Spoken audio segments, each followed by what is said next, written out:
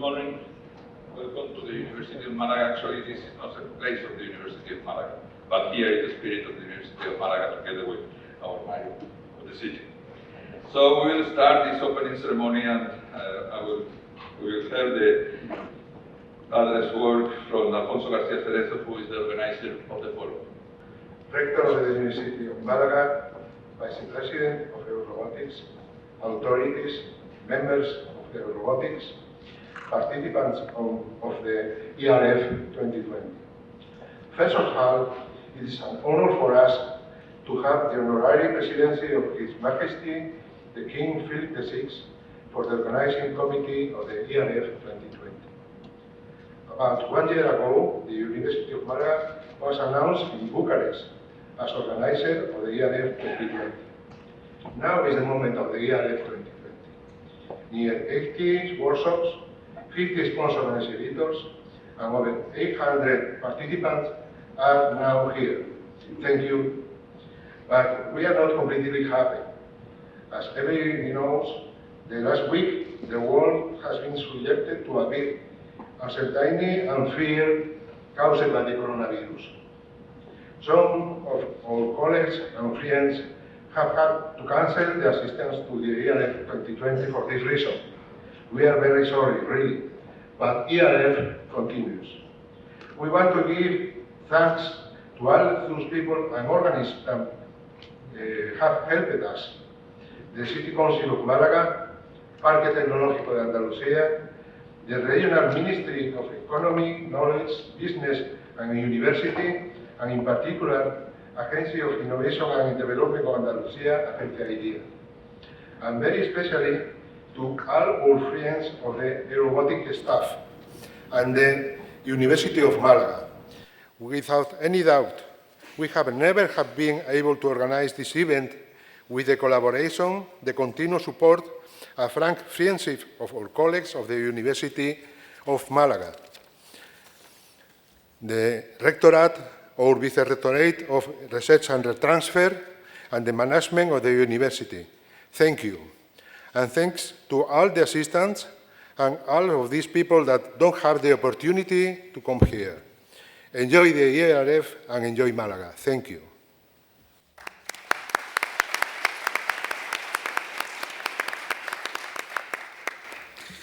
Thank you very much. Now we'll have some words from Fernando Ferreros Álvarez, the Director of Agencia IDEA. Good morning. We would like to thank the organizers for choosing Malaga for this European Robotics Forum, the most influential robotics event in Europe. So it is the first time that this event is taking place in Andalusia. And for us, in the regional government, an event like this, with so many European experts, where the latest technical developments and the most innovative business solutions in the field of robotics will be discussed, is a perfect opportunity to show the commitment of the regional government with high-tech sectors like this one, and to show the advantages of Andalusia as a destination for business and investment. I would like just to mention, we have in Andalusia very good quality of life. I think this is very well known. But maybe it's not so well known that we have really good infrastructures, like specialized R&D centers, very good R&D university groups that I think they are around. Also, we have very good qualified workers with competitive labors, strong incentives with the support of ERDF funds, and also personalized service from the regional government, from the agency IDEA, to help all companies that may want to analyze Andalusia as a destination to establish their business or to expand their business in all the phases of the process, from the planning of the investment till the aftercare once they are established. And just one last thing before we pass to the video. We don't really expect you to believe all that we say. We are the regional government after all. So what are we supposed to say, right? So we just want to invite you to come and see for yourself. Thank you. For a sure win, invest in Andalothea. Andalothea is a unique strategic enclave. Andalothea is part of Spain and Europe, a strategic communications hub. Andalothea has the modern logistical infrastructure required to connect with the rest of the world, whether by land, by sea, or by air. Andalothea has so much to offer. Thousands of years of culture and history, varied climates and environments, with a location between the Atlantic and the Mediterranean. Sustainability and multiculturalism. A variety of business sectors is present in Andalothea, like the aerospace industry, with strong growth in the region. Andalothea has become one of the main European aerospace hubs thanks to its trailblazer companies. And the IT sector, with notable companies working in telecommunications, application design, software development, and electronic components. Andalothea has become a national and international model for cloud computing. Biotechnology for healthcare and agribusiness are specialities of one of the most developed sectors in the region. Andalothea is a pioneer in developing new treatments to improve public health and in incorporating advanced techniques and establishing partnerships among research institutions, health centers, and multinational pharmaceutical companies. Agribusiness is the biggest sector in Andalothea, which is the most important region in the agricultural industry of Spain. The logistics sector is equally important. It is notable for maritime logistics, with 10 commercial ports, where multinational companies have found the perfect base for reaching Europe, Africa, and North and South America. These and other industries mainly owe their success to the human resources this region has to offer. Highly qualified professionals trained in universities, research groups, training centers, and business schools. Its science and technology parks are ideal places to build a business. Centers of excellence, dedicated to creating synergies among companies, reducing costs and maximizing competitiveness in the market. The Invest in Andalothea program helps international firms invest in the region. The support starts at the investment planning stage, with an assigned industry specialist and objective planning, including assessment and finding the most convenient locations for the project. Through implementation, as well as access to incentives and financing. To the follow-up stage as your business develops and expands. Andalothea is growth, ambition, prosperity, a place for winners. For a sure win, invest in Andalothea.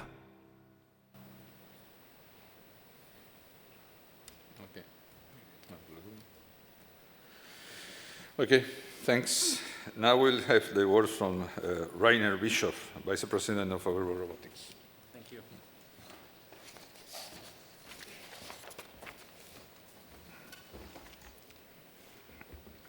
Good morning, everyone. Dear ladies and gentlemen, dear roboticists. It's a great pleasure to be here and to open the European Robotics Forum 2020. And I would like especially to welcome our honorary guests, the Mayor of Malaga, Mr. Francisco de la Torre Prados, and the Rector of the University of Malaga, Mr. José Ángel Narváez Bueno. I hope I pronounced it somewhat correctly. Thank you. Many of you expected Bernd Liepert to be here, the President of euRobotics, to deliver the opening speech. Some of you might know that he considers Malaga his second home. So actually he has some apartment here and he's regularly coming for vacation. So it's really a pity that he cannot be here for family reasons. And he gives you his best regards and his sincere apologies that he cannot be here with us today. Due to the unfortunate situation related to the coronavirus, a few participants as well are not able to come here today. They are not here physically, but we do our best to connect them remotely. So later in the session, we will have Juha Heikkila and we will have Marina Bill from ABB giving presentations to us. And also, I was told that in the meeting rooms for our conferences, there's always a Skype connection possible. So for those participants who cannot come, please try to connect them via Skype remotely. And for doing this extra effort in setting up also this remote connection, we would like to thank the organizers for sure. But in the first place, I would like to thank them and express my deep gratitude to organizing the whole forum, because it takes a tremendous effort to organize this, not only during these 3 or 4 days here, but in the months before. And please join me in thanking the whole team around Professor Jesus Fernandez Lozano and Professor Alfonso Garcia Cerezo for setting up the ERF with all these great efforts. Thank you very much.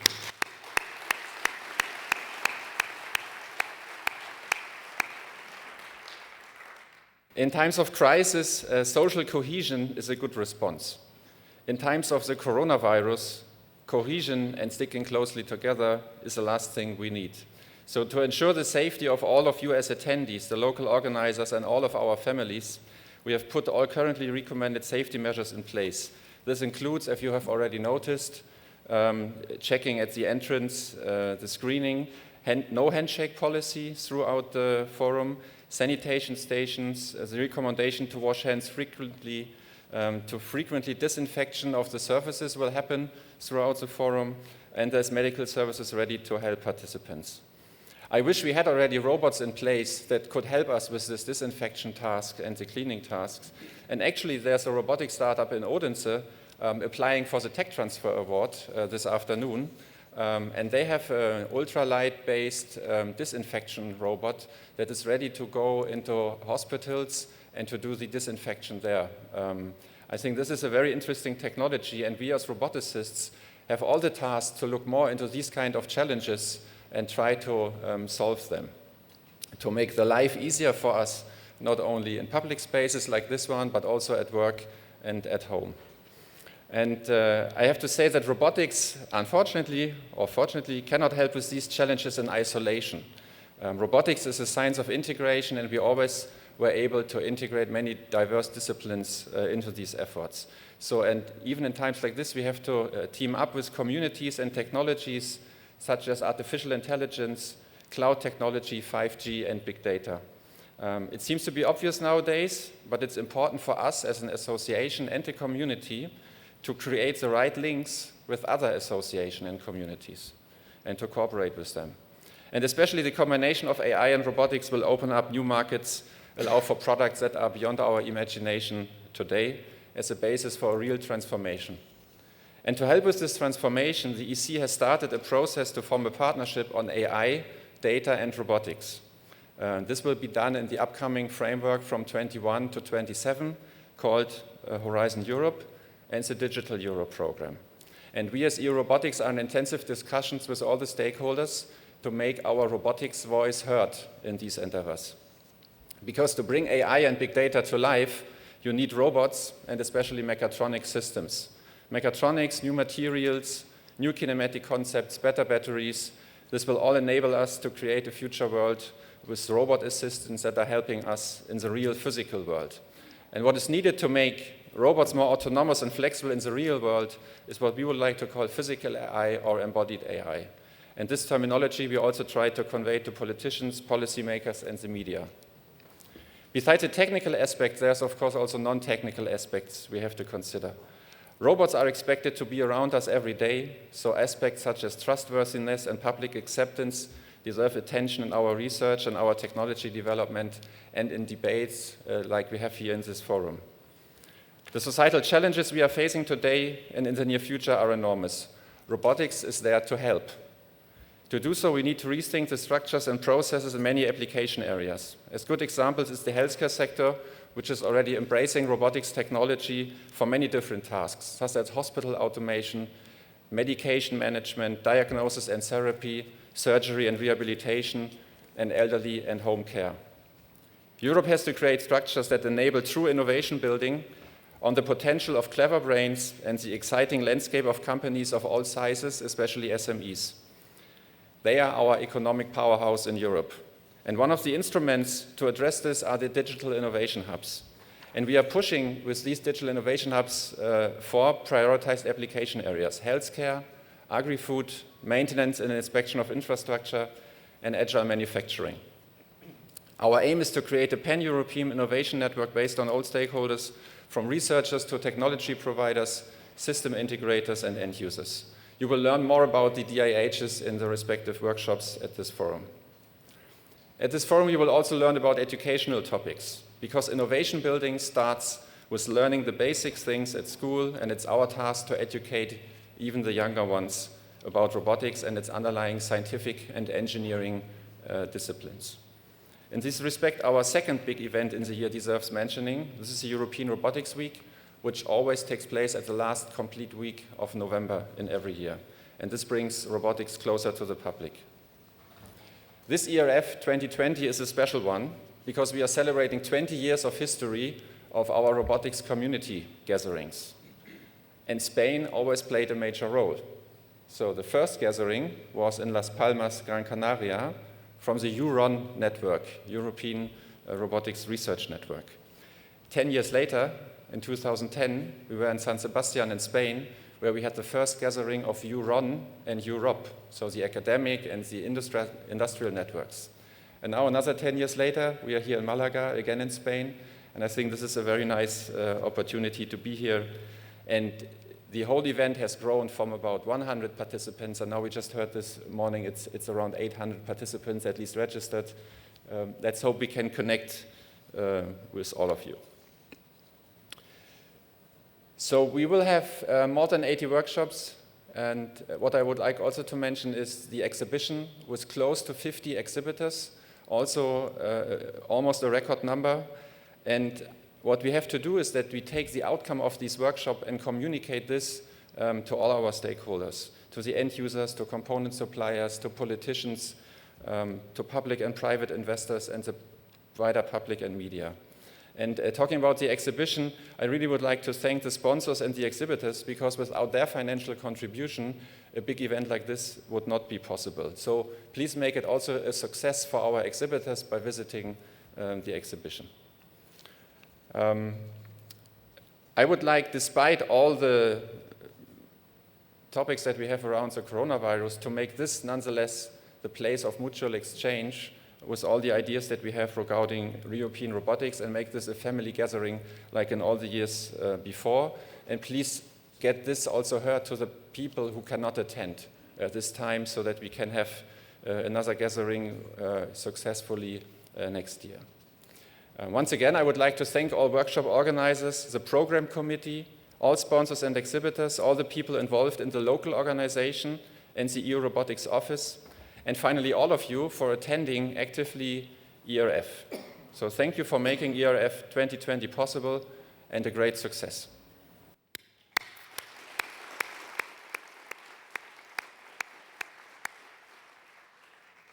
I have some organizational announcement as well. We continuously update the ERF program in the event app. So the event app is the good source of information for you regarding all the workshops. And please also look into the event app. We have one new thing this year, and this is the speakers corner at the exhibition. And also the topics that are presented there are presented in the event app. I mentioned already that some of the original workshop organizers might not be present, but please go anyhow to the workshop rooms and gather as a group of those people who are present. And please also report back to us what has happened in this workshop, as we are using this towards our road mapping activities. And as in the years before, we will have an Erf Feedback Session on the last day of the forum, on Thursday, in the second part of the lunch break. I would like to invite all of you to come to this feedback session, because there's always things where we can improve, but of course we also like to hear where we have done well. And at the same day, so the last day of the forum, in the last slot, we have a session for euRobotics 2.0, And what do we mean by that? So we are not only inviting our members to discuss with us about the future of our association, but also those who are not yet members. And I think they all have great ideas that we could take on board what makes a European Robotics Association successful. We would like to hear this from you. And then coming to today, there's two important events. There's one in the afternoon. We try to make it a tradition from last year on. We had the euRobotics charity run. So it's probably not so well known yet. This is the second edition. So who would like to run with us for a good charity, local charity, and please go to the registration and see whether you can still get on your gear at 5 o'clock in the afternoon for a 4-kilometer run and for a donation to a local charity. And euRobotics will double whatever you donate for this local charity. And in the evening today, we have a welcome reception in the conference center. I hope to see many of you there. And once again, I wish all of us an inspiring forum, good presentations, fruitful discussions, good networking, and identification of future collaboration partners. Thank you very much for your attention.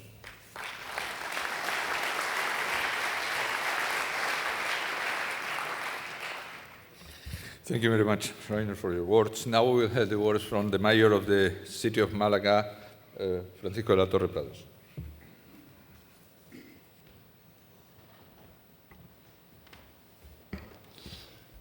Dear Rector of the University of Malaga, Sanchez Narvaez, Vice President of the Industry European Robotic Forum, dear friend Fernando Ferrero, Director of the Investment in IDEA, Agence IDEA, Mr. Alfonso Garcia Cerezo, you are the chief of the team of the organization of this forum. Thank you very much for your work, the work of your team, because for the University of Malaga and the city of Malaga, it's very important celebration of this forum in our town, our city.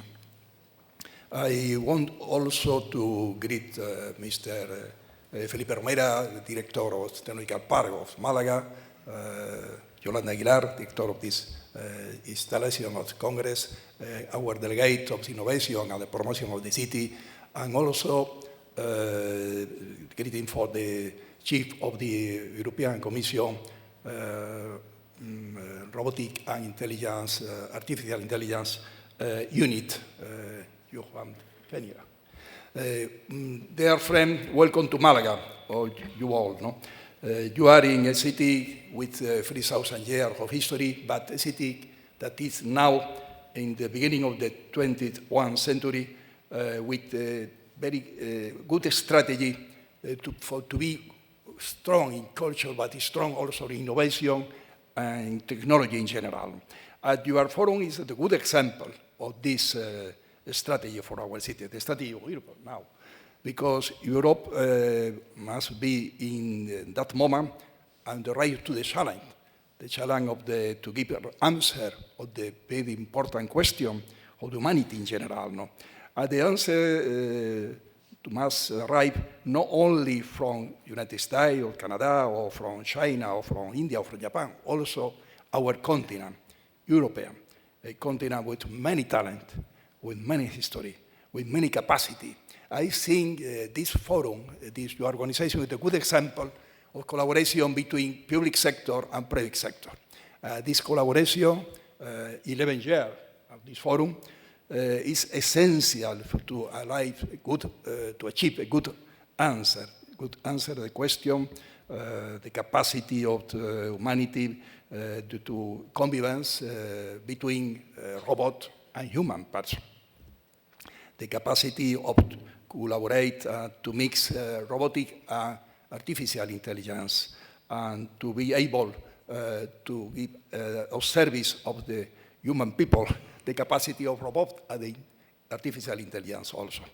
Well, for Malaga, it's a pleasure to receive people that came from Sweden and from Finland and from Norway and from Estonia, from Lithuania, Latvia, Poland, Denmark and Germany, and also Netherlands and Belgium and Switzerland and Austria and Czech Republic and Slovakia also and Slovenia and Croatia and Serbia, Hungary, Italy, Greece, Cyprus, Portugal, United Kingdom, Ireland, Luxembourg, in definitive, all the country, France also, all the country of European Union, but also Switzerland and Norway.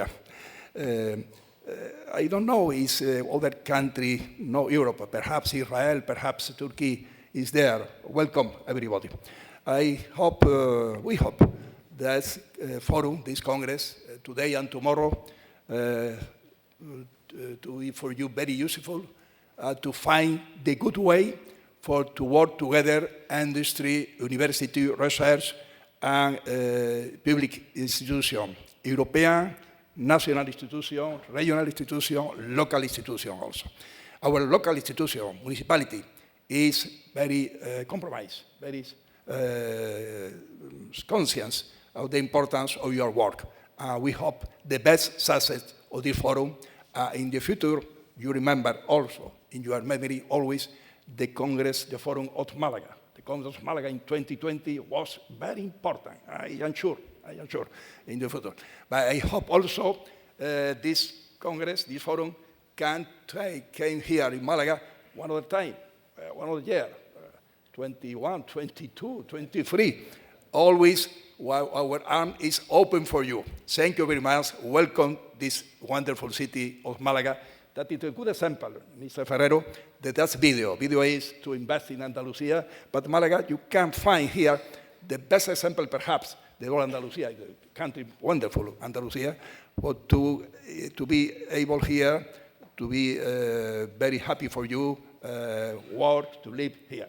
Connecting with all the world, with all Europe, with our airport, with the capacity to find a good quality of life, no very high cost of life, all the capacity of our gastronomy, our culture, our college, our university, and our people, the people warmest of the world of Malaga. Thank you very much.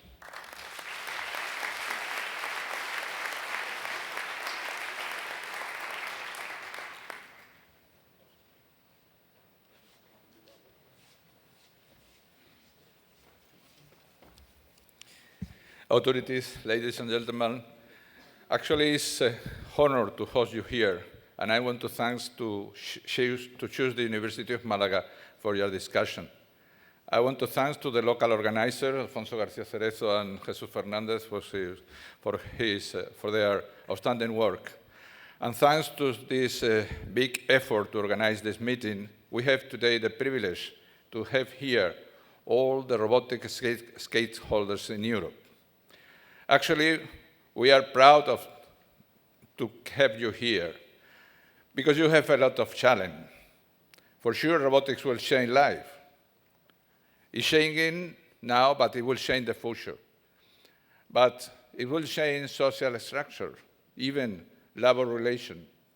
So you will be the responsible for such changes, and most of the people of other areas has to look for what are you doing to make a new society. So I hope that you work a lot, of course, because it's up to you, the future of all the people. But also, I wish you that enjoy the city. Malaga, well, the mayor is the first person who sells the city wonderfully. Malaga is not only a city of vacation, it's a technology city. So I hope that you enjoy the city, that you work a lot, and we hope that from your work we will have a better society. So thank you very much for coming. Thank you very much for your work. Thank you very much for your generosity for all the people. And then this forum is officially opening. Thank you very much.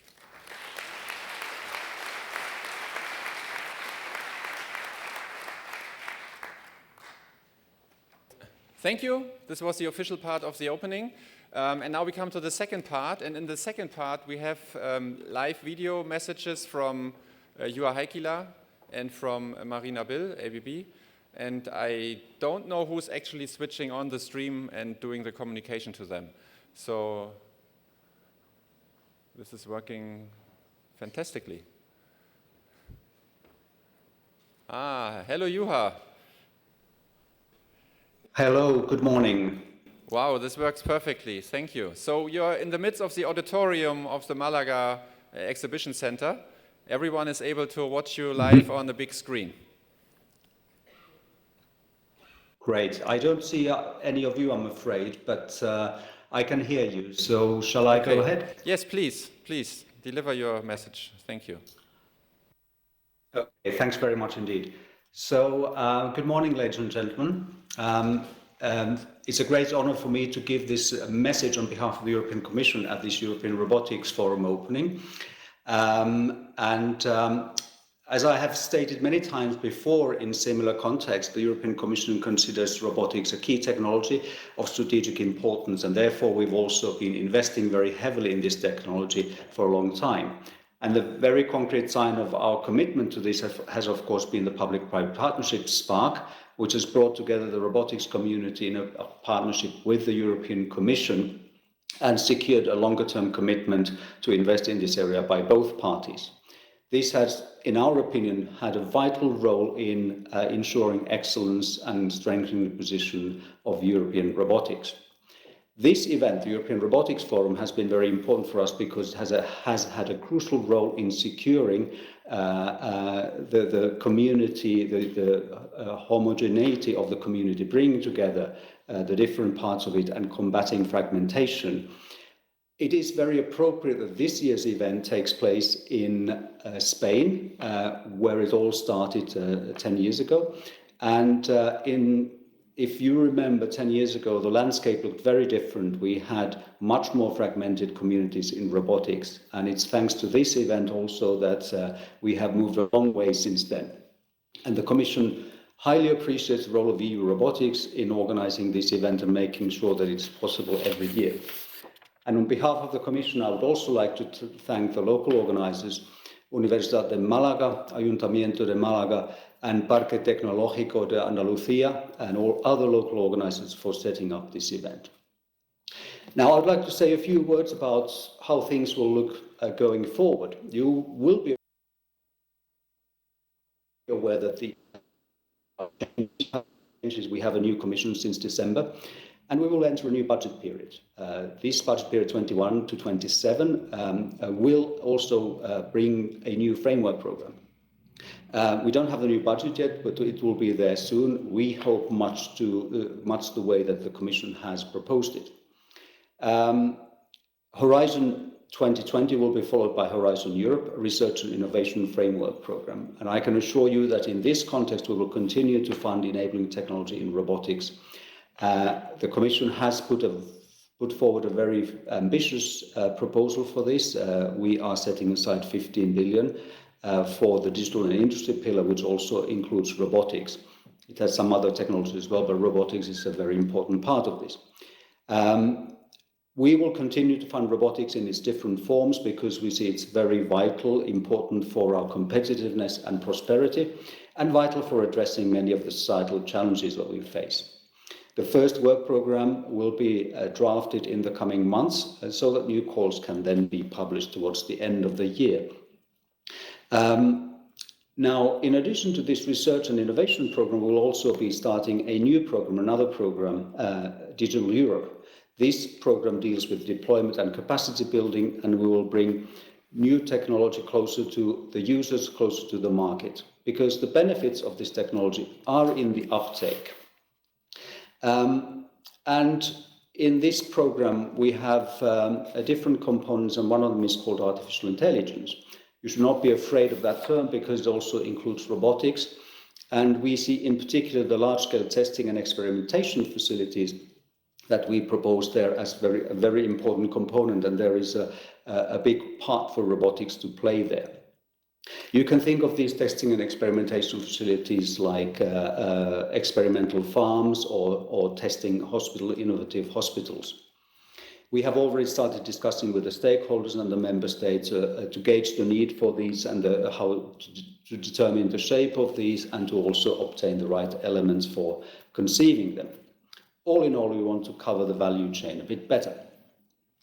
Now, You will have heard that we have talked about artificial intelligence quite a lot in the Commission recently, and we have been very active in this field. And I should perhaps say a few words about that to see how this community, the robotics community, fits in and how we see your part in it.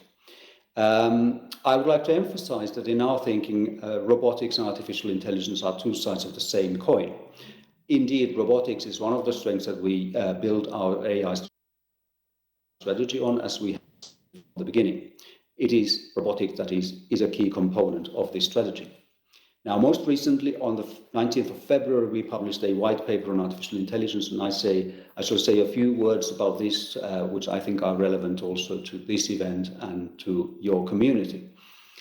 This white paper contains policy proposals to implement the EU's human-centric approach to AI, and it does it by creating an ecosystem of excellence, on the one hand, which can only be realized by an ecosystem of trust. And overall, the Commission supports a regulatory and investment environment, an approach which has this twin objective of promoting uptake of technology and addressing the risks associated with this. Now, without going into details, I'll say a few words about some of the elements of both ecosystems, trust and excellence. The ecosystem of trust proposes a risk-based regulatory approach. This is through the identification of high-risk AI systems through the combination of the sector that it's used in and the concrete use of the system. The way the Commission sees it and proposes in this white paper is that mandatory requirements would only apply to high-risk systems. Those which are not high-risk, we could then consider a voluntary labelling. The goal is indeed to intervene only where this is strictly needed and in a way that minimizes the burden for economic operators. So all in all, we advocate a proportionate approach which is not overly prescriptive and does not hamper innovation. And of course, we have other existing legislation already which is also examined in this slide, the Machinery Directive, for example, or the Liability Directive. As for the ecosystem of excellence, because I think that's quite relevant for this event and the community, I shall again just focus on a few aspects. This, in fact, brings me back to the two programs, the new programs that will enter into force starting 2021, Horizon Europe and Digital Europe, because these are the two ways of implementing this ecosystem of excellence. Firstly, I would like to mention the new partnership that we are setting up in AI, data and robotics.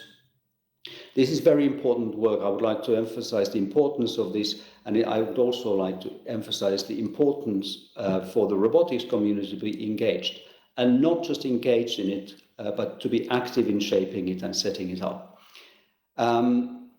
This is a changing landscape and we have to respond to it, and therefore we saw it fit to enlarge the scope of the partnership from what it is currently. You know that currently we have a partnership also in data, in big data, but we think that these technologies are converging more and more, getting closer to each other, so it is need to address them in a comprehensive, integrated way.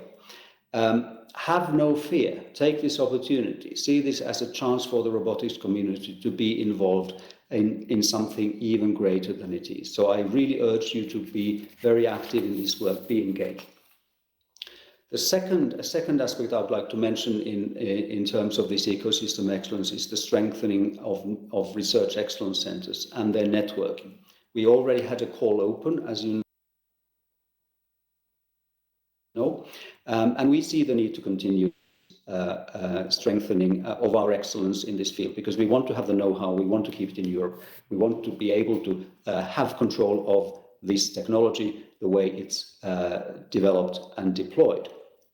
And another element, again, which I already mentioned, is this testing and experimentation facilities in order to promote uptake, in order to promote deployment. And a final element which I would like to mention in this respect, in this non-exhaustive identification of key topics, is the digital innovation hubs. which facilitate the uptake of technology, especially by small companies. Now, this white paper has to be seen as the Commission proposal for options. There is a public consultation ongoing now, and this is an opportunity for you to comment on this proposal and bring your views to the attention of the Commission. So, in this brief opening address, I've given you an overview of how we see robotics and how we place it in this context in relation to our most recent actions. And I can assure you that robotics has and will continue to have a central place and position in our digital strategy that we drive in DG Connect. We need robotics and we are committed to it. And you, the robotics community, you excel in this technology. Together we can continue to ensure its success, and we think that the future will indeed be very bright for European robotics. I wish you a very successful and fruitful event. Thank you very much indeed for your attention.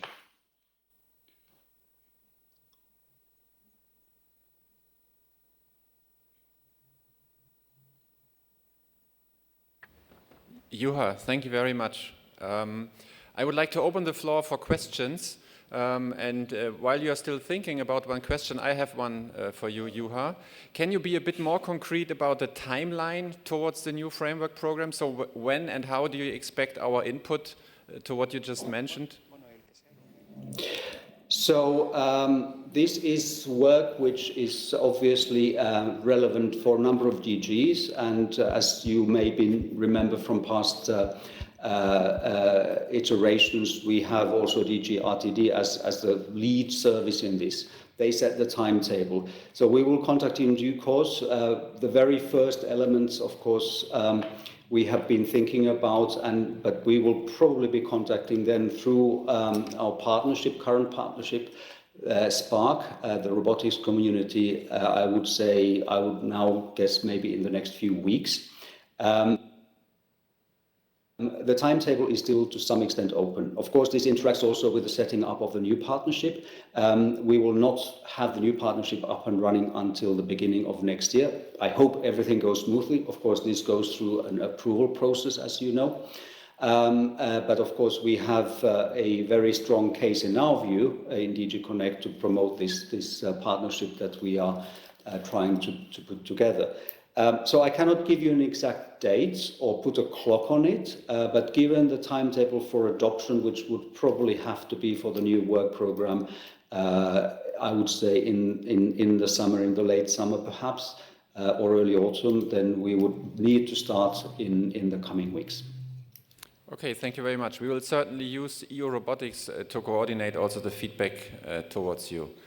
Are there more questions to Juha? We have hand microphones that you can use to pose your questions so that he can listen to you. Anyone? Yes, there's one question over here.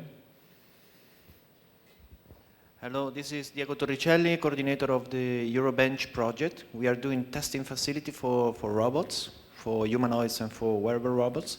And you mentioned several times this testing facility. Can you be a bit more concrete on this aspect? What is expected?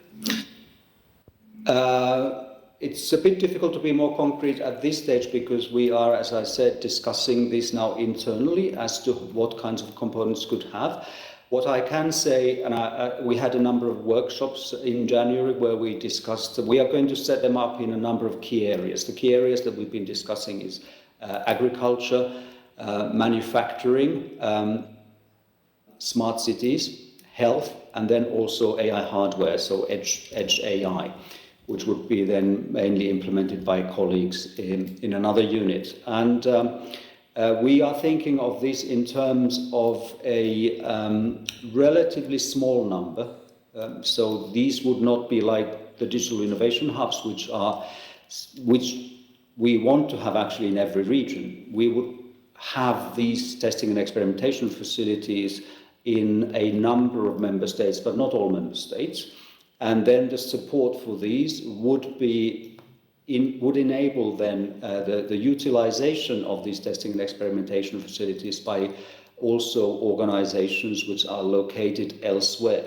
So these are the kinds of discussions we are currently having internally also. What are the legal possibilities there?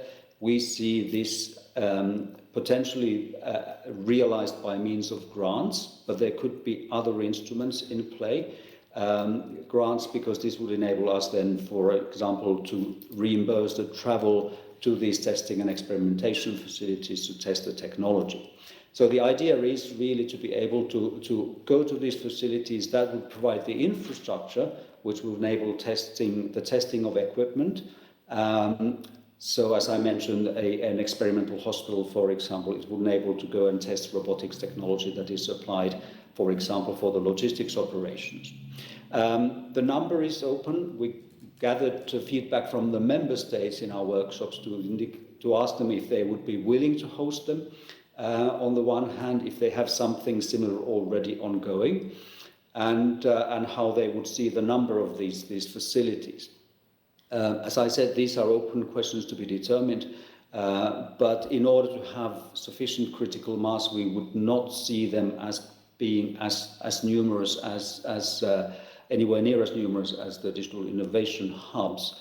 Of course, a lot of this depends on the budget discussions. So the Digital Europe program that would be used to fund this, this part of the program has a budget of 2.5 billion euros for the 7-year period proposed by the Commission.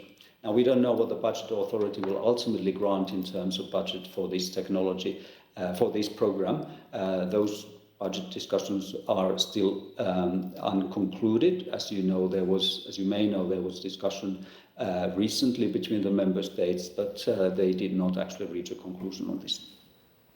Thank you, Juha. Maybe we have time for one more short question and short answer. Anyone? Rich?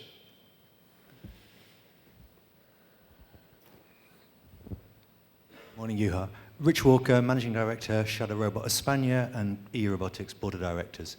We've welcomed the presentation from the President on how she sees technology essentially as being the backbone of her strategy for improving and benefiting the European citizen.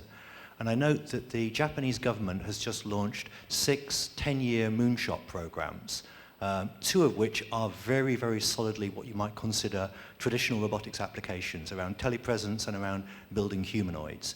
Does the Commission see any long-term moonshot type programs around robotics in the future?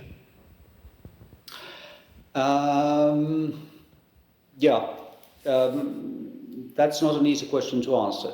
I think this would be one of the questions that we would then perhaps discuss in the work program process, to what extent this would be then appropriate, to what extent this could perhaps be one component of it. I presume when you say moonshot, you are perhaps referring to something very ambitious and risky. And there, of course, the frame of the program, because ultimately this part of the program is the industrial part of it, could perhaps put limits on it. I don't want to sort of commit myself in any particular way in this, because the discussions in this respect are to be conducted and are open. But we certainly see there's scope for different types of activities to be funded in robotics. Again, this part of the budget is also open. The Horizon Europe budget for us is not known either. It's not known to anybody. So that will obviously be an issue. So depending on where the money ultimately goes, to what extent we get the kind of increase we want for the research and innovation budget, that is also a determining factor. So I'm afraid I cannot give you a very conclusive answer to that. If that is something that is considered to be useful, we could then, of course, consider it in the work program process. Thank you, Juha. I'm afraid we are a little bit running out of time, so whatever questions you still might have, please use your board of director colleagues, euRobotics colleagues, and we will convey these questions to the Commission and provide answers. So thank you, Juha, once again for being remotely present and for your interesting presentation. Thank you. Thank you. Thanks very much.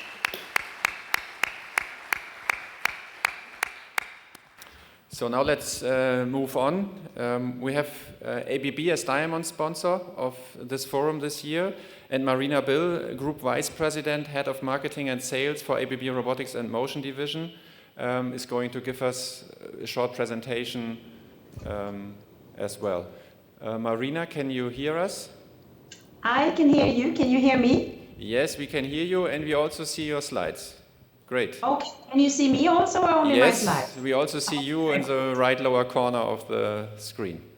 So Very please good. go ahead. Okay, so thank you very much, and I'm very happy to be able to participate, even if it's using the digital technology in this time of virus. But I'm really happy that this worked out. And I'll go over to the slides now, and then I'll go back to the video at the Q&A session. So I thought that I will, in this speech, do a little bit of a reflection about the past and the present, and with that also some of the things for the future that we are envisioning. So if I look upon this picture, and if I show this to a millennial, or maybe somebody who is even a bit older than a millennial, a lot of people doesn't even know what this is and what it's supposed to show. Some other of us who are slightly a bit older, we know, of course, that this was the way to connect a phone call not so long time ago, and that this kind of operation was actually needed a manual intervention.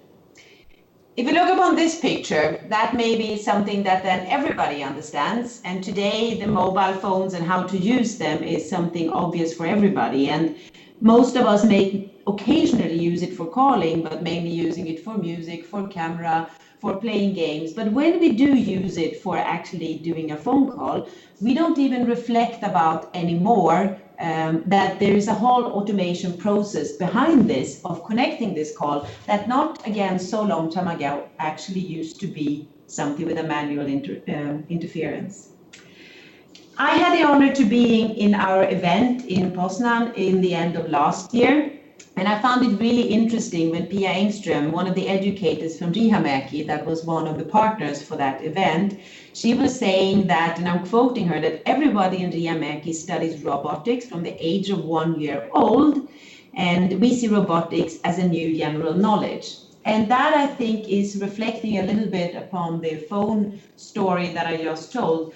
I think we're getting into an area where robotics and the whole automation starts to be a natural part of a lot of things that people actually start reflecting about, that it is something new or something we're adding on. It just starts to be a normal part of it. Now, if really children at the age of 1 studies robotics, maybe a little bit of a provocative to say, but I think the part of it that it starts to be part of everything we do is a very interesting thought. Now, leaving the past and going in a little bit into the present, I get a lot of invitations, and we as a company, to go give speakers, doing panel discussion and white papers. And the questions are all around, is robotics a key element of Industry 4.0? Is automation robotics part of factory of the future? And somehow I feel that these questions has started to be slightly obsolete.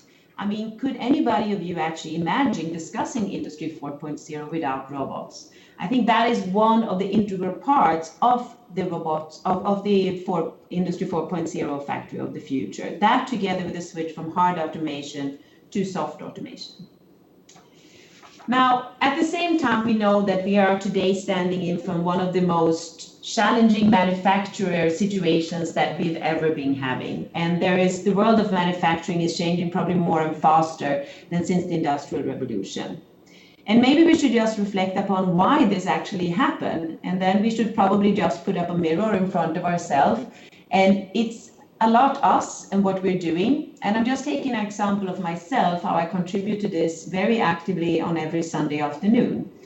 So what I do is, of course, that I order the food for the week. I make sure that there is enough food at home. I might go and order some clothes, and when I do that, I want it in a special size and a special color.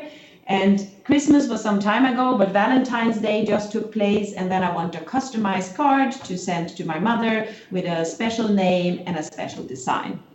And when I've done this, I also expect all of this to be delivered more or less the next day. And I see myself as a very responsible person, so I also expect that anything in this production process did not put anyone who took part of producing this in danger in any way. I think this is something just obvious, and I think most of us, and also people who are not in our industry, just thinks this is a natural way of doing. This is the new normal. But the interesting part of it is, of course, that this is not what the whole manufacturing industry was built up for, and also the infrastructure around it. This was not how most of the factories was designed in order to being able to respond to this kind of buying behavior that we are having today. And if we just go back to the food example, I mean, not that many years ago, I think I actually knew all the different types of yogurts that there used to be in a supermarket. When I go into my supermarket's web page today, there is hundreds of different ones, and there are season variances, and there are regional variances. And of course, the product life cycles has become so much shorter. With clothes, the product life cycle, but also the volatility of this is at a speed that we haven't seen at all before. And then when we come to really mass customization with clothes, but then also down to the batch size 1, as my example of my Valentine's card. Then we have the whole e-commerce, and that is also now put in a regionalization of the supply chains, that we will have logistics center and distribution center so that we can get the things we want quickly. And for a long time, we have been talking about, especially in the Western world, about the labor shortage and the difficulties to find skilled expertise in welding and the like. And now on top of this, of course, we don't want to buy things that was produced in a way that is dangerous for other people. We want to make sure this is okay. So with all these challenges, and now taking the existing manufacturing infrastructure and transferring into this new world, robotics and automation is one of the keys of this, and offering the flexibility that is absolutely needed in order to fulfill the requirements, but also to fulfill them in a business-driven way.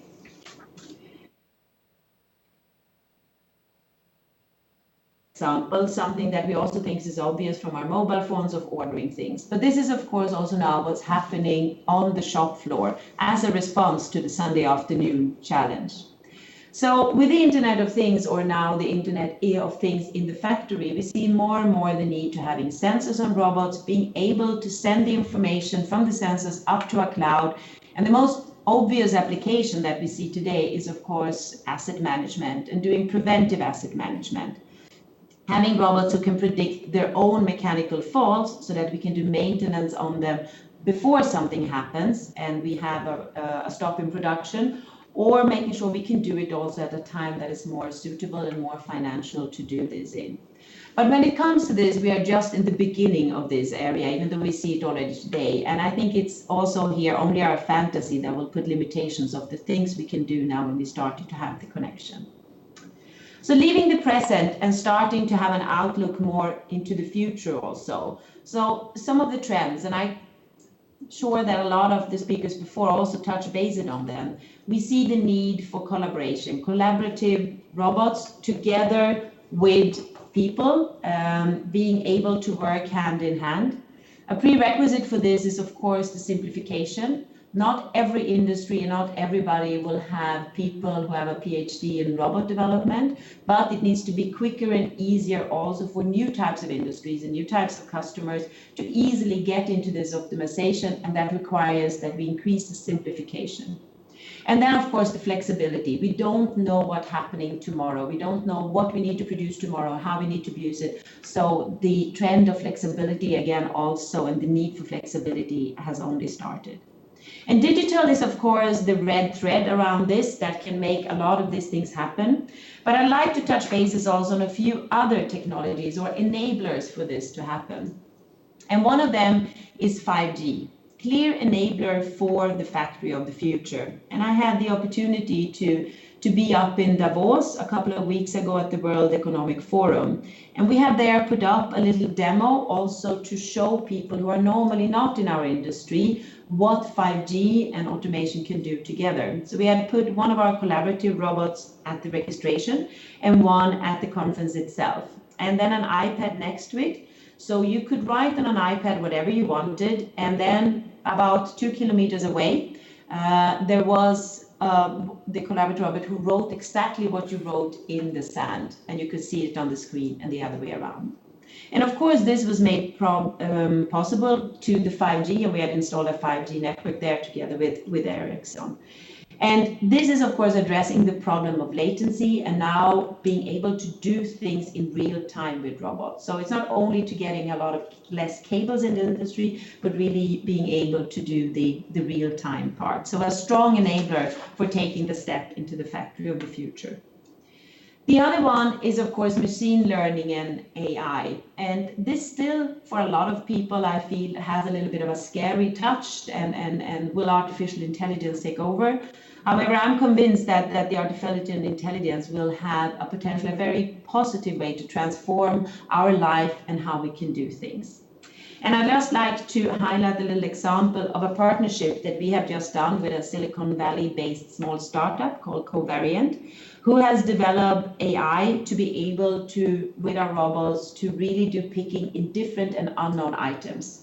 A very important part, of course, with the e-commerce and with the distribution center. And let me especially show the apple example. I mean, taking apples from the neighbor's garden is not so difficult for us people, especially not when we're young. But of course, every apple looks a little bit different. So watch the apple picking here in a second, especially the apple picking in the right corner. So we see it being picked up, and there's one apple that doesn't really look like the other one, but with AI, we have now understood exactly how it looks like and can with that also pick up of this. Again here, we are looking into a new world with a lot of things that we can do. And again, it's our own imagination that will probably put the biggest limitation. Now, except of only looking into new technology and how they drive this Sunday afternoon challenge, I think we also need to think about how we work together. The normal way of just doing everything ourselves and having all answers ourselves, I don't see that that is the solution neither for today or for tomorrow. We need to work in innovative ecosystem. We need to be able to cross-fertilize different parts of the industry. And we know we can be much, much quicker and come up with much better solutions when we cross different knowledge from different parts. If it's different R&D partnerships, software partners, working with universities, startups, but always working in a type of ecosystem. And what I also wish and I hope to see much more in the future is, of course, also where robotics and automation can contribute to the other ecosystem, our ecosystem here in this world.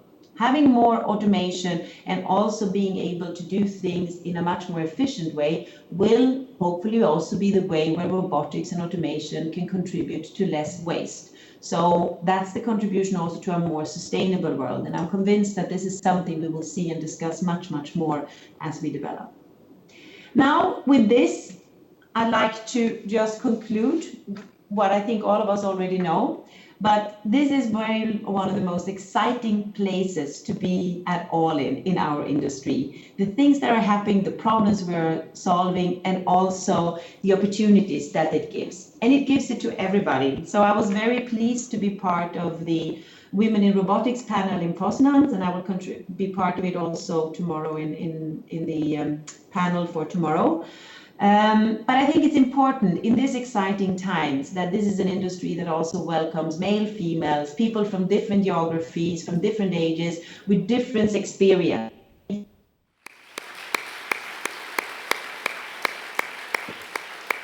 We have still some time for 2 or 3 questions from the audience. So if you still have time for us, that would be good. Absolutely. I just wanted to check if you still can hear me. Thank you. Yes, we are hearing you, and we can also see you on the screen. Good, so thank you. One question I have, maybe you can give just for the audience a brief update on the current economic situation regarding industrial and service robots, just very coarse so that we know where we are heading actually. How do you mean how the market is developing, or how the market is currently developing? Yes. Yes, I mean, I think, we will now, of course, all look a little bit on the statistics from IFR and alike that will be announced here. Last year was a year still with a lot of robotics sold, but of course there was a And the World Economic, we all know the situation, and we also seen the trends of PMI indexes, and of course this has an impact on it. But these are short-term parts here, so I see that the use of robots in all different areas, the more traditional ones as automotive and 3C, will continue. And what was really, I think, amazing and interesting for the last years is the enormous growth in the area of logistics, of food and beverage, and in these industries that traditionally haven't had such a high density. So I see that market continuing to grow very quickly, and also the more traditional markets continue to have a stronger usage of automation in all types. So then I have one more question, Marina. Yes? You also mentioned service robotics. So, of course, ABB is known for industrial robots. Can you share a little bit your feelings if ABB is also one day becoming a service robot manufacturer? No, I'm very disappointed. Of course, we're a service robotic manufacturing, and we are very active in this area. And the little Yumi that you just saw at Davos, I think, is one of our examples of it. It's a very important area where we're very active, and we'll have to do our marketing, I guess, a little bit better so that you all are aware of that we're in this area, and it's a very important area for us also. Thank you. In the meantime, any more questions from the audience? There's one question up here. We will hand over a hand microphone so that you can listen to the question.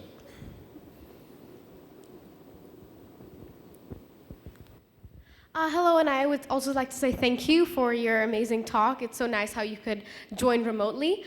My question is, what advice would you give for young girls to get into robotics? I always believe that when someone starts younger, then it's a little bit easier for them to do robotics when they're older. So what would your advice be on this? I mean, my advice would be just stay curious and just take your space. You know, it's such an area and there is so many things to do. So just join it. There is no limitations. Again, you just start to participate it. Learn from the ones who's been there longer time, but also don't feel afraid to question things and how things can be done differently, seeing it from your perspective. Okay, thank you. Does that make sense? Yeah? Yes. Thank you. More questions from the audience? Okay, it seems there's no more questions. Marina, thank you very much for your presentation, for making you available remotely, and looking forward to seeing you at one of the future editions of ERF. Thank you once again. Of course. I look forward to see you also tomorrow. Thank you.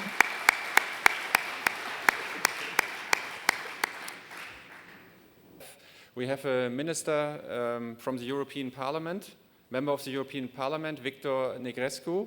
He also wanted to be here, but he sent us a short video message, and please play that video message. Dear organizers, dear participants, I'm sorry that I couldn't be with you this year, but I'm very happy to be able to deliver this video message from the European Parliament. The European Robotics Forum is, in my opinion, one of the best and most successful initiatives for innovation at European level. You bring together experts, companies, and decision makers from all over Europe, and everyone is looking at what is new at the forum to get bright and fresh ideas. This is why I'm happy that someone from Romania is there. I'm sure she's going to tell me everything about your discussions. But going back to the main point, our call for more support for innovation in Europe has been heard, but we shouldn't stop there. We have a new proposal that was made by the European Commission regarding artificial intelligence, but that document can still be improved. We need other documents that should follow this one in order to update our policies and be more proactive in making Europe a leader in the field. We need to tackle all the issues to make this process successful. First step is to make innovation, and especially robotics and artificial intelligence, a priority in the budget. Despite the potential increase in the next MFF, we are still lacking behind at global level. So we need more and fresh financial resources. We need to make the funding accessible. SMEs, startups, NGOs, research centers, and universities from all over Europe need to get access to these financial resources. We need an inclusive policy, but also a multi-layer policy. We need to do more in terms of education. in terms of promoting entrepreneurship in the field. We need for the public administrations to open up to this kind of innovation. We need to get the venture capital and the banks to play a bigger role, but we mostly need to start working together at European level. I have participated at some of your previous events. I helped organize the event that took place last year in Romania, and I saw many positive examples. I have to be fair with you. Many decision makers do not even imagine what you can already do. But I'm certain we will make them aware of the robotics community you have managed to create. My office is always open for friends from the robotics community here in the European Parliament. Good luck and hope to see you soon. Hi, so we are AATB. We are a design studio from Switzerland. The specificity in our practice is that we call it a practice for non-industrial robotics. By that we mean that we work in the creative industries, the creative fields, the art, the culture, and we bring robotics technologies in these places. So our practice started in art school 10 years ago. We collaborated on a lot of projects, basically by the introduction of the Arduino electronic platform, and that led us to reappropriate the tools we were using and build our own tools. So we started as graphic designers to build our own printers, and our own printers became a bit more complex. This was designed for an exhibition. People could leave messages on a website that was instantly being printed on a large platform. So ABB, we did it 8 years ago.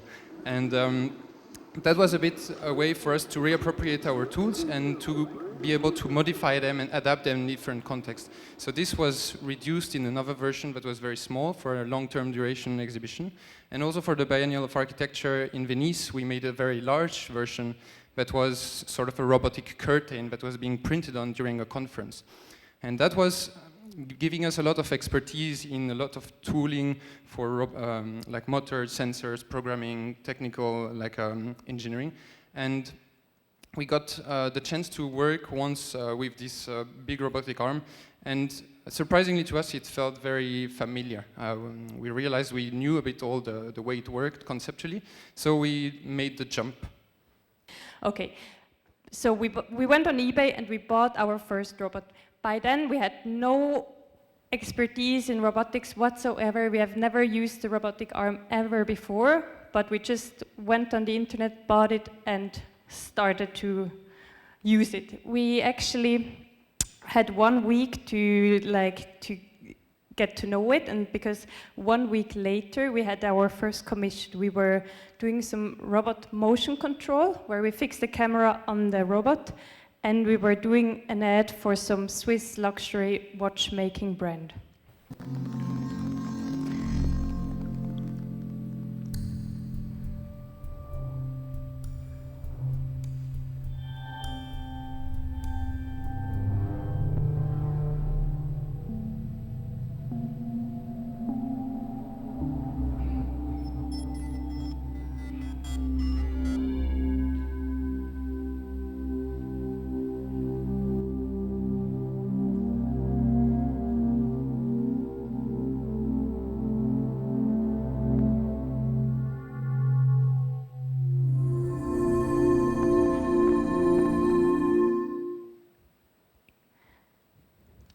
Yeah, by moving the camera with the robot really allowed us to move the camera in a really precise manner.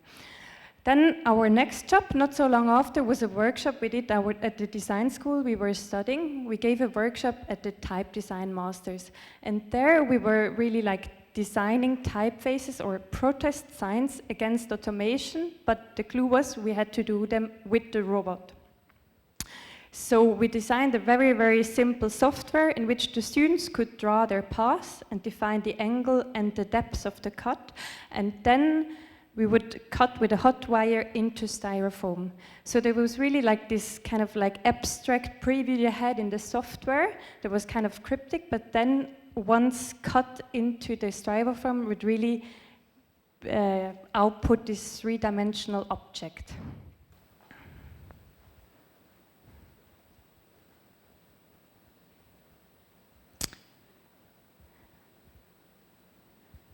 So it was great fun. We really had a lot of fun. The students enjoyed it, but us, after 1 week of constantly putting the dead man switch, we kind of like almost got a tendinitis. So we noticed that this was not really the ideal tool to work safely in an environment with students and public. And that's a bit the time when we discovered collaborative robots, and that's for us solved a lot of the problems we had with working with students, bringing the machine in new places, in new contexts where it's very flexible and safe to experiment with. So we bought our first universal robot, and then we started to think, okay, what can we do now? So the first thing we did was a very silly experiment. We brought it in a conference, and we did a yoga class with it. So for the morning, the students could teach the robot some movements, and by mimicking some sort of body language between the robot and the human, they designed a class, and then in the afternoon we were playing back this class that the students would have to follow. And that created a bit of a weird moment where the robot is teaching us and then we were teaching the robot. And yeah, so that was really a sort of quick experiment. And we went on into what we call the Center for Counterproductive Robotics, which is a workshop series that we do at the design school where we studied. And here it's really about thinking about what the robot is doing in the future when it's getting bored, when it's just a banal object in our environment. Is it learning from what we do? Is it like just helping us in our daily routine? What is it actually doing when it's not a surprising occurrence to meet a robot anymore? So we thought about, like, yeah, the robot hairdresser, the robot that is just part of your environment, just helping you for completely random things. And so that's a bit speculating on the future, and not just like by writing concept, but actually doing it. Like bringing the robot with the students, having the students programming by themselves the robot, and really experimenting like really with the situations. So that's for us a really important thing, is to teach. Like we do a lot of teaching, and by exposing like now hundreds of students to the robot, we've had like so much brainstorming that it's also very interesting for us. Yeah, we also want students to engage with the robot, so we gave another workshop that we entitled Advanced Potatoes, where we were using a robotic arm and potato prints. So we were super interested by this clash of low-tech and high-tech, but like by this potato as probably the most easiest and cheap end-of-arm tool, combined with some programming, led to some super surprising outcomes for the students, and it was a lot of fun. Then, change of context. Also at the World Economic Forum this year, we were commissioned to do a very large-scale print. This time, the only requirement we had, we were supposed to print with algae. So these colors you see are colors extracted from algae that would not be going into any normal printing system. So we developed our own printing system with our UR10, and we're printing this very large-scale drawing, like a 3 by 7 meter drawing, onto a fabric. So again, we developed our own software, which allowed us to feed any image and to place the dots on the screen and then transcribed into a very large scale print. For this entire project, we only had 2 weeks, like from the commission to the output and the print of matter, like 60,000 dots printed in 2 days on this huge fabric. So as we are pretty experimental and kind of like integrate all services in our studio, we have the chance to experiment quickly. We also try to look at the impact of robotics on product design. So that was really thinking about the future lamp, what happens when the robot is holding a lamp along the day. Actually, the robot can move exactly like the sun outside, so it becomes a robotic sundial, and it's just mimicking the exact position of the sun along the day. The only difference is that you're inside, so if you're deep down in a bunker, for example, so that was exhibited in Linz, you're 5-story underground, but then you still have the same connection with the sun. So it creates this weird moment where you're connected to nature, but in a sort of artificial way. Lately, we've been commissioned by the Victor and Albert Museum to make a robotic installation for them, and this we titled it Soap Opera. and it's really just what it is. It's a robot that is blowing bubbles all day long. So it's a bit a silly thing, but actually people stayed in it for hours just staring at it. And that's also what we envision for the future, is that robots don't dehumanize things. They can also make them fun. They can also augment things. And through our approach that is maybe much more practical and less academic or theoretical, we just experiment really hands-on with robotics. We don't really care about the existing rules, or we don't need to look for fundings. We just have everything in our studio, and we just start ideas, and over weekends or evenings we just do things. We end up sometimes, not always, on interesting things. And so now, as we have no academic background in robotics, we are really artists and designers. We believe that artists and designers have a say also at the table of the future of robotics, and so that's why we're here. Thank you. Thank you very much.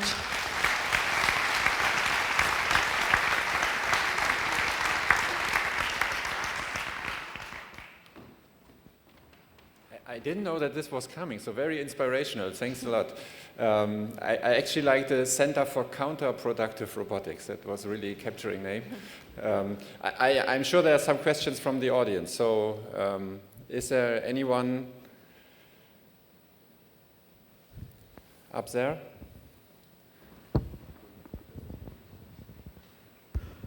What's your experience in working with art students who aren't familiar with automation? Are they afraid of robots, or do they jump in and are maybe not as afraid as they should be? Yeah, I think a lot have a lot of stereotypes, and I think it's not just art students, it's most everybody, because we've been giving workshops also in conferences with a whole range of people that are not art students or design students, and once you break this kind of pop culture image of the bad robot, they get very excited, and that's where you get really interesting ideas that pop up. So for us, it's also about this. It's also engaging with people and talking critically about robotics, talking about the future that we hear always on the news and the media. But when we are actually in the workshop trying stuff, it's way less scary in a way, because we just like open things up, we understand how it works, and it's a way to break a bit this image of the robot and reappropriate it. So in a way, almost a democratic process of bringing people into the robotic development, so that they have a say in it, actually. Yeah. There's one more question here. Yeah, it's a similar question from linking to the previous presentations. So there are a lot of things happening in the robotics, and to have a social acceptance of the robots in the society, I think with the presentation and the impression I had, are you guys giving a thought that that can also be a way forward that will actually help the society to integrate and have an acceptance? So are you guys giving a thought on that as well? Like streamlining towards that? Yeah, in a way, we can almost see our work as some outreach work. Like we experiment with robotics, but it also takes a role in showing the new developments and what it can become in the future of robots. So, like the soap opera project is exactly this. For example, it's a way of showing people that it's not just like doom and gloom. It can also be fun and light, and not just like the scary future. I think there was one more question. I think it was you. Okay, any more questions? Now down here, one more. And I think then we call it lunchtime. But your question, please. Thank you very much for your nice, inspiring presentation. I related to the first demo you were showing, the moving the camera smoothly. Were you using the software that comes with the KUKA robot, or did you use any external library? Just curious. So we were directly programming in the teach pendant, okay. But that's very cumbersome for the movements we are doing right now. We are moving, yeah, that's why I'm asking. Yeah, now we are moving towards like motion planning in 3D software, then exporting real-time time steps, and then feeding them, like streaming them in real time. So. Just a suggestion, there is an open source library that you can use. It's called JOpenShowR. It's based on Java, that our group has developed. Thank you. Okay, thank you. Thanks.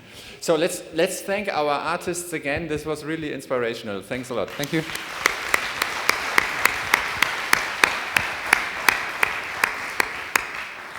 Yes, and this brings us to the end of the session. I'd like to close the opening ceremony and see you all at lunch. Thank you.